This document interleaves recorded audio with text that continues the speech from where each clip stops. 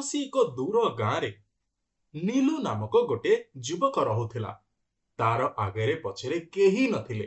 ସେ ଏକଦମ ଏକା ଥିଲା। ଦିନ ମଜୁରୀ କାମ କରୁଥିଲା ଆଉ ପଇସା ରୋଜଗାର କରି ଖାଉଥିଲା। ବାବୁ, କିଛି କାମ ଅଛି ଯଦି କୁହନ୍ତୁ, କରିଦେବି। ଆଚ୍ଛା, କୋଉ କାମ ତୁ କରିପାରିବୁ? କିଛି ବି କାମ କରିଦେବି ବାବୁ। ସଫାସଫି କରିବାଠୁ ଆରମ୍ଭ କରି ମିସ୍ତ୍ରୀ କାମ ପର୍ଯ୍ୟନ୍ତ। ଆଚ୍ଛା ଠିକ୍ ଅଛି, ମୋ ବଗିଚାଟା ସଫା କରିଦେ, 50 ଟଙ୍କା ଦେବି। ଠିକ୍ ଅଛି ବାବୁ, ଏବେ କରିଦଉଛି। ଏହିଭଳି ଭାବେ ନୀଲୁ ସବୁଦିନ ଦିନ ମଜୁରୀ କାମ କରି ନିଜ ଖାଇବାର ବନ୍ଦୋବସ୍ତ କରିଦଉଥିଲା। ଯଦି କେବେ କୌଣସି ଦିନ ଗୋଟେ ଭଲ ଘର ମିଳିଯାଏ ଆଉ ଦୟାଳୁ ଲୋକ ମିଳିଯାଆନ୍ତି, ତେବେ ତାକୁ ପିନ୍ଧିବା ପାଇଁ ଭଲ କପଡ଼ା ଖଣ୍ଡେ ବି ମିଳିଯାଏ। ଏକଦା ନୀଲୁକୁ ଗୋଟେ ପୁରୁଣା ଘର ସଫା କରିବା ପାଇଁ ଗୋଟେ ବିଲ୍ଡର ଡକେଇ ପଠେଇଲା। ଏଇ ପୁରା ଘରଟାକୁ ସଫା କରିବାର ଅଛି, କେତେ ଟଙ୍କା ଲାଗିବ? ଆପଣଙ୍କ ଇଚ୍ଛାରେ ଯେତିକି ଦେବେ ବାବୁ। ବହୁତ ବଡ଼ ଘର ଅଛି, ଆପଣ ନିଜ ହିସାବରେ ପଇସା ଦେବେ। ଆଚ୍ଛା ଠିକ୍ ଅଛି, ଏ ସମ୍ପୂର୍ଣ୍ଣ ଘରଟାକୁ ସଫା କରିଦିଅ। ତା ପାଇଁ ମୁଁ ତୁମକୁ 1000 ଟଙ୍କା ଦେବି। ଆଉ ଶୁଣ, ଏହା ଭିତରେ ଯୋଉ ଆଳିମାଳିକା ଜିନିଷ ସବୁ ଥିବ ସବୁ ତମେ ନେଇଯିବ। ମତେ ଏ ଘର ପୁରା ଫାଙ୍କା ଦରକାର। ଠିକ୍ ଅଛି ବାବୁ, ସେ ଅଳିଆ ଜିନିଷ ସବୁ ବିକି ପାରିବି? ଆରେ ଯାହା ତମ ଇଚ୍ଛା ସେୟା କର, ମତେ କେବଳ ଘରଟା ଦରକାର, ବାସ୍। ଠିକ୍ ଅଛି ବାବୁ। ସେ କୋଠାଟି ବହୁତ ପୁରୁଣା ଥିଲା। ଚତୁଃପାର୍ଶ୍ୱରେ ଅଳିଆ ଆବର୍ଜନା ଭର୍ତ୍ତି ହେଇଥିଲା ଆଉ ଜାଲ ବି ଭର୍ତ୍ତି ହେଇଥିଲା। ନୀଲୁ ଜଲ୍ଦି ସେ ଘରକୁ ସଫା କରିବାକୁ ଆରମ୍ଭ କରିଦେଲା। ଠିକ୍ ସେତିକିବେଳେ ସେ ଦେଖିଲା ଗୋଟେ ଠେଲା ଉପରେ ଗୋଟେ ଗଛଟେ ଅଛି। ହେ ଭଗବାନ, ଇଏ ତ ଅଦ୍ଭୁତ କଥା। ଏ କାଠର ଠେଲା ଉପରେ ଏ ଗଛ କୋଉଠି ଉଠିଲା? ଏ କଥା ଭାବି ଭାବି ସେ ପୁଣି କାମ କରିବା ଆରମ୍ଭ କରିଦେଲା। କିଛି ସମୟ ପରେ ପୁଣି ସେ ଠେଲା ପାଖରେ ଦେଖିଲା କିଛି ଗୋଟେ ଜିନିଷ ସେ ଗଛ ପାଖରେ ପଡ଼ିଛି। ଆରେ, ଇଏ ତ ପ୍ରକୃତରେ ଆଶ୍ଚର୍ଯ୍ୟଜନକ କଥା। ଏଇ କିଛି ସମୟ ପୂର୍ବରୁ ତ ଏଠି କିଛି ବି ନଥିଲା, ଆଉ ଏବେ ଦେଖିଲା ବେଳକୁ ଏଠି କଣ କାଜୁ ପଡ଼ିଛି? ସତରେ ଅଦ୍ଭୁତ। ଦେଖି, ଟିକେ ଚାଖିକି ଦେଖିବା। ନୀଲୁ 2ଟି କାଜୁ ଉଠେଇ ଖାଇଲା ଆଉ ପୁଣି ଥରେ କାମରେ ଲାଗି ପଡ଼ିଲା। କିଛି ସମୟ ପରେ ନୀଲୁ ପୁଣି ଦେଖିଲା କି ସେ ଜାଗାରେ ପୁଣି ଥରେ କାଜୁ ପଡ଼ିଅଛି। ଆରେ, ଇଏ ତ ପୁରା ଅଦ୍ଭୁତ।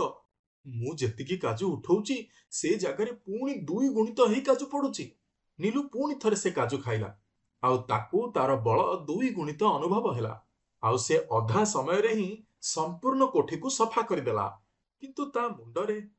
କିନ୍ତୁ ସେ ସମ୍ପୂର୍ଣ୍ଣ ସମୟ ସେ ଠେଲା ଉପରେ ଥିବା କାଜୁ କଥା ହିଁ ଭାବୁଥିଲା। ବିଲ୍ଡରକୁ ଏଇ ଠେଲାଟା ହିଁ ମାଗିଦେବି। ଆଉ ବାକି ସବୁ ଜିନିଷ ତ ଅଳିଆ, ଇଏ ବି ତ ଗୋଟେ ଅଳିଆ। ଏଇ ଠେଲାରୁ କାଜୁ ନେଇ ମୁଁ କାଜୁ ସେକ୍‌ର ଦୋକାନ ଆରମ୍ଭ କରିବି ଆଉ ବିକ୍ରି କରିବି। ଠିକ୍ ସେତିକି ବେଳେ ବିଲ୍ଡର ଆସିଗଲା।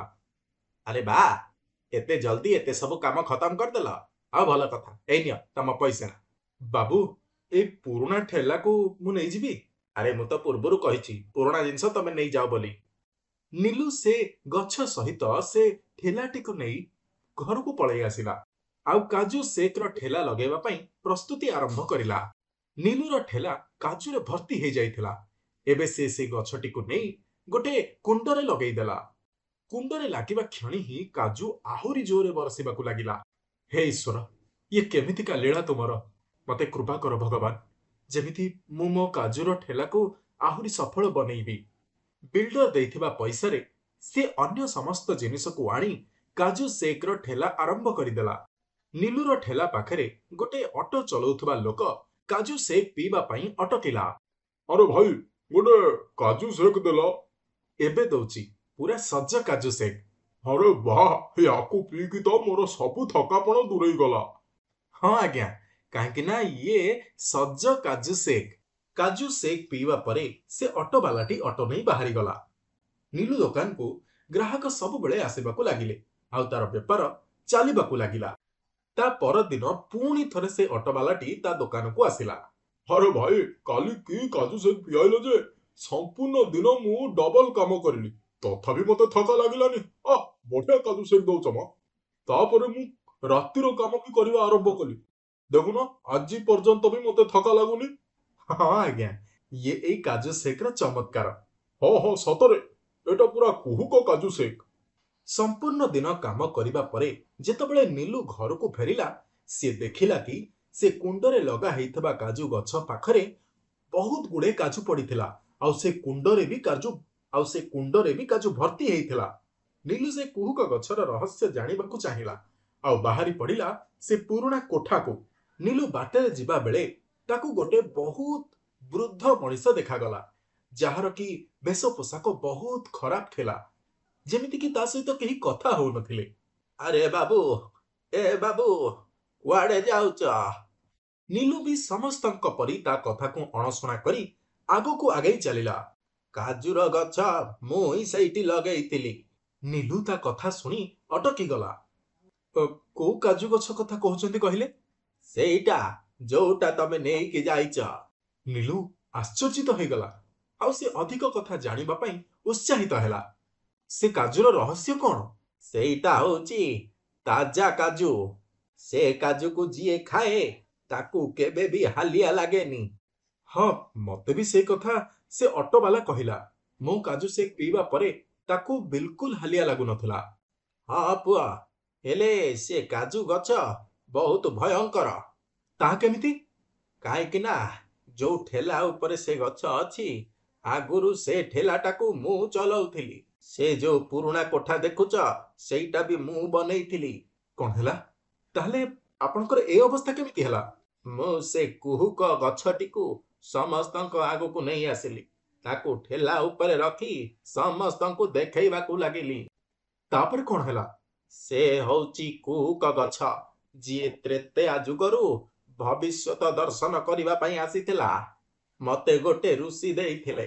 ମୁଁ ସେ ଗଛଟିକୁ ଦର୍ଶନୀୟ ଜିନିଷ ଭାବି ସମସ୍ତଙ୍କୁ ଦେଖେଇବାକୁ ଲାଗିଲି ଆଉ ତାକୁ ଠେଲା ଉପରେ ରଖି ବହୁତ ଗୁଡିଏ ପଇସା ରୋଜଗାର କରିବାକୁ ଲାଗିଲି।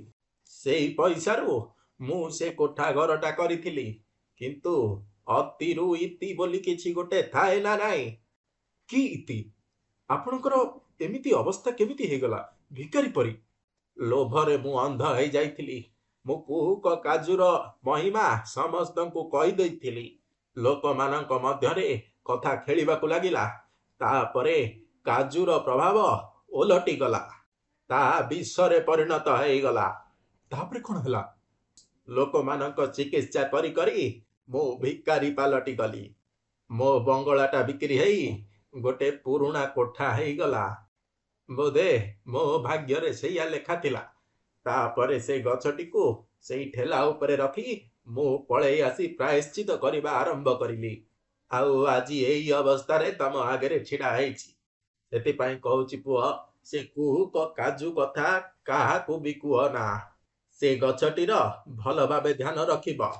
ଠିକ ଅଛି, ମୁଁ ଉଚିତ ଧ୍ୟାନ ନେବି। ଆପଣ ଚାହିଁଲେ ମୋ ସହିତ ରହିପାରିବେ। ମୁଁ ବି ଏକା ରହୁଛି। ଯଦି କେବେ ଆବଶ୍ୟକତା ପଡିବ ତାହେଲେ ନିଶ୍ଚୟ ଯିବି। ଏବେ ପାଇଁ ମତେ ଏମିତି ହିଁ ରହିବାକୁ ଦିଅ। ତା ପରଠାରୁ ନୀଲୁ ସେ ବୁଢା ଲୋକଟିର କଥାକୁ ମାନି କୌଣସି ଲୋକକୁ ବି ସେ କୁହୁକ କାଜୁ ଗଛ ବିଷୟରେ ଜଣେଇବାକୁ ଦେଲା ନାହିଁ। ତା ପରଠାରୁ କେବେ ବି ସେ ବୁଢା ଲୋକ ତାକୁ ଦେଖାଗଲା ନାହିଁ। ଆଉ ତାପରେ କୁହୁକ କାଜୁ ଗଛ ସମ୍ପୂର୍ଣ୍ଣ ଗ୍ରାମରେ ଚର୍ଚ୍ଚିତ ହେବାକୁ ଲାଗିଲା। ନୀଲୁ ପୁରା ରାଜ୍ୟରେ କାଜୁ ସେକ୍ର ଗୋଟେ ଭଲ ବେପାରୀ ଭାବେ ପରିଚିତ ହେଲା।